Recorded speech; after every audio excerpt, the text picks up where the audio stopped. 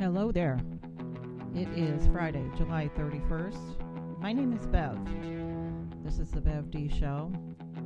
A little something I like to call a little sporadic.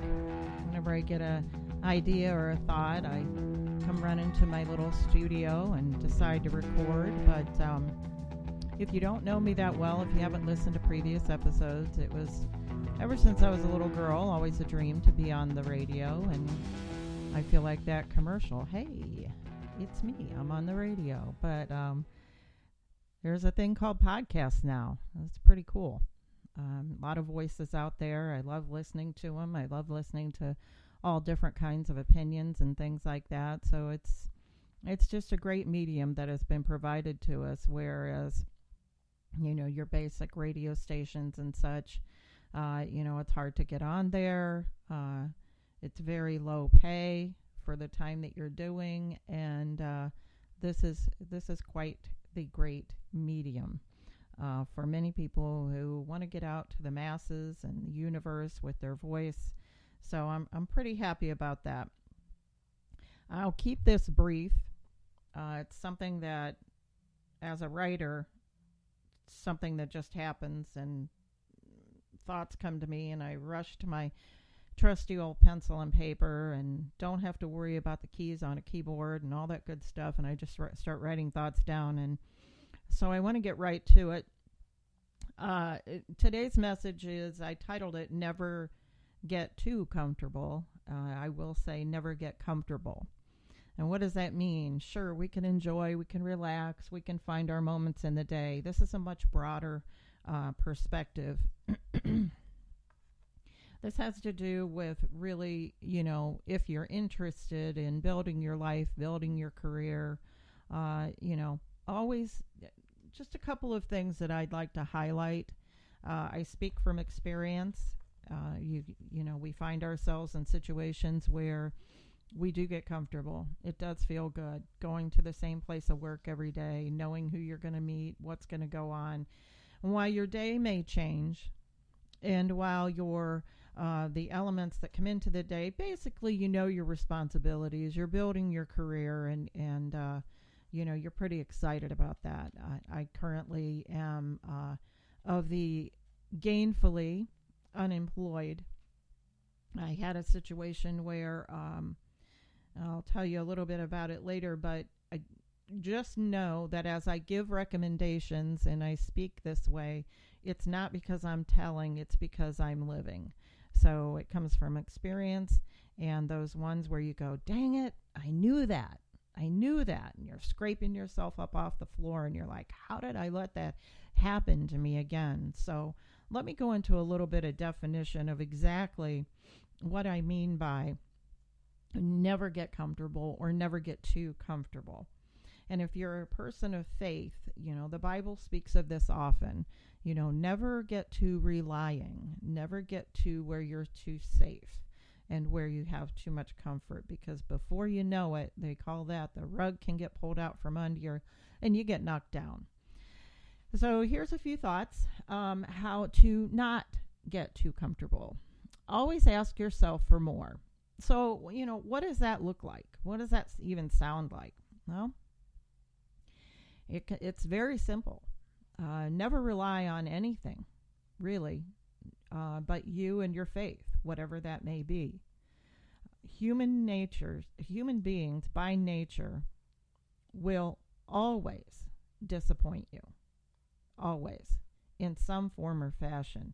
However, on the opposite side of that, as far as human beings love and nurture and be friendly and create your relationships, but guard yourself, have trust, but always be on guarded protection. It doesn't mean living in fear and to not have trust, but just be prepared for the opportunity where something might happen. Something could go wrong. Don't live on the edge thinking it's inevitable. But you know what, guys?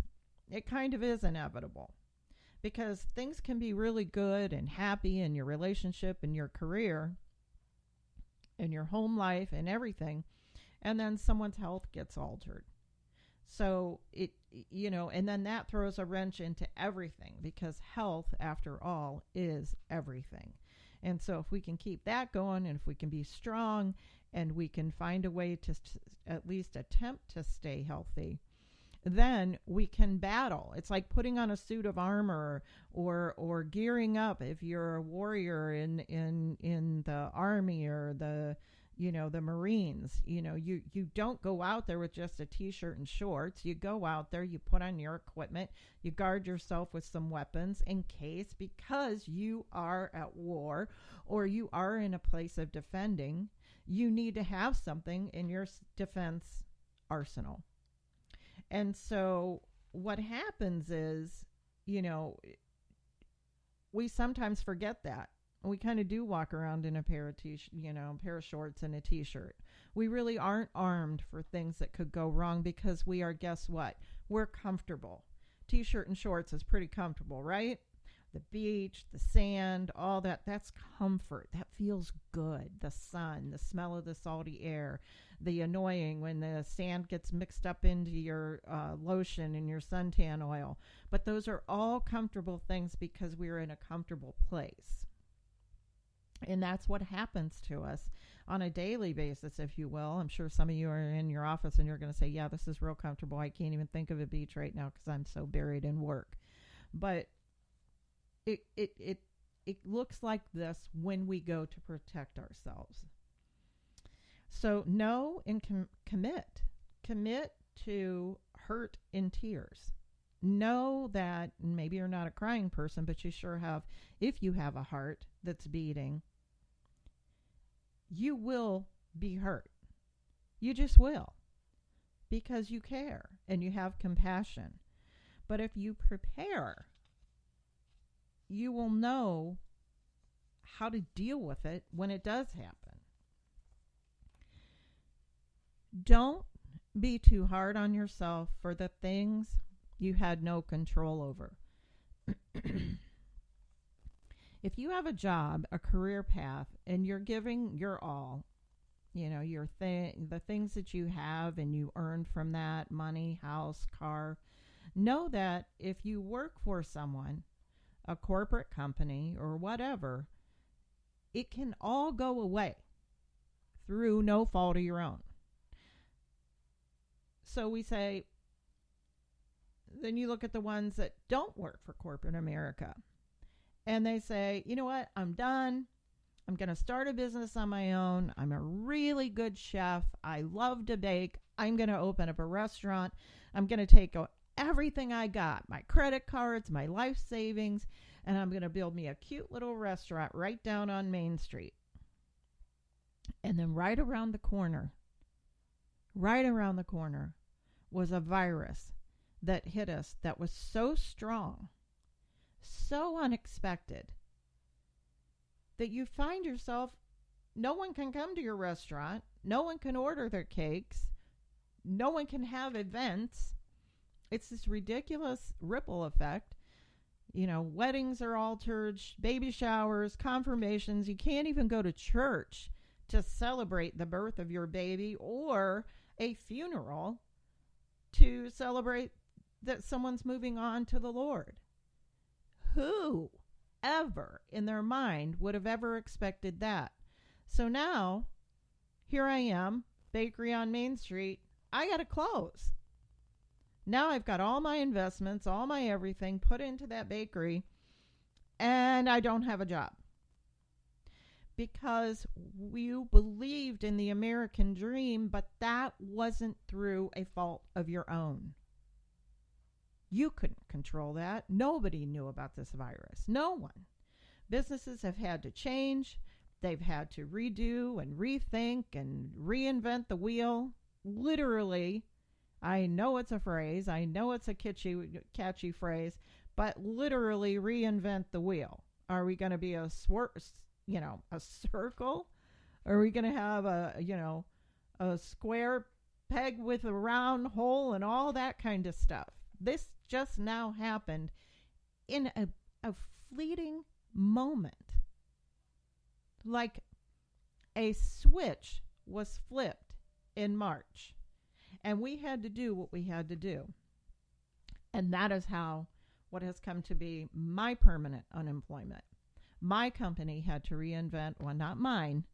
That company had to reinvent their wheel, and it didn't include me being a part of the team. So I'm a recruiter and a trainer. Well, if we're not hiring, there's no training, so my job was eliminated. But that doesn't mean that I didn't love what I was doing. I didn't love the company. I didn't make friends there. It's this virus has killed businesses, people, and livelihoods. It just has. So then, following that, okay, maybe I didn't have to close. Maybe I was able to reopen after the virus settled down and we started wearing masks. Then I became a victim of a riot and my brand new bakery was burned to the ground. So severe that it stole your life. Now, don't misunderstand me. Plans are necessary to success. You have to have a plan. You have to say, I think this is what we'll do in first quarter. This is what we should plan for in second. And in third quarter, from what happened in first and second, this is where we should be. And then in fourth quarter, this is what that should look like. And we should have a year end where, you know, we might be struggling a little bit, but we can rearrange the budget and do certain things. But basically, this is where we should be. Because plans provide comfort and confidence on what to do next. Because if you're saying this is what should happen in second and third quarter, you certainly have your salespeople in line, you have your customer service in line, and you got all these things lined up to make that plan work. Nobody goes into business to just sit there and drum fingers. And I don't care if it's a multi-million-dollar corporation or if it's a little two-person bakery. Nobody does that just because. So you have to work, and it's hard work. That's why they call it work. So you get these plans in motion, and they provide that a bit of that level of comfort. Remember, don't get too comfortable. And they give you the confidence on what to do next. Again, don't get too comfortable. Because in that plan, you must also create an insurance for the unthinkable, the unimaginable, which is something we just went through.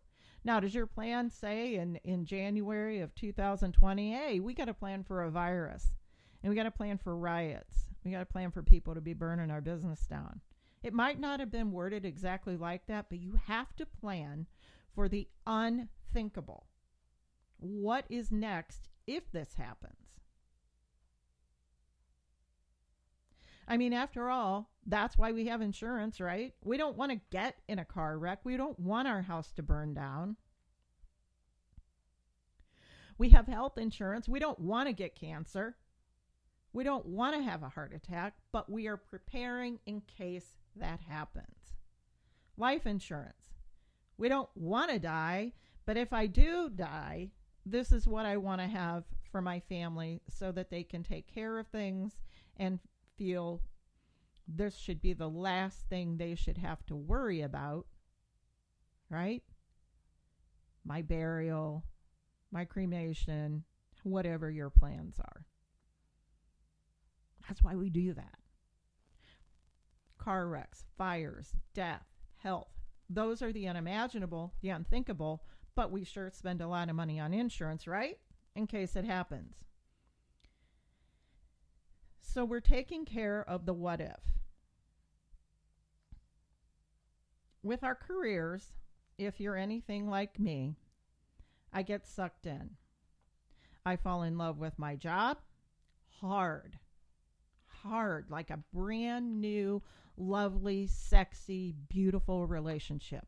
I fall in love with the people I work with. I fall in love with the customers, and they all get scooped in to the temple of Bev. By the way, this is the Bev D Show. I am the host, Bev.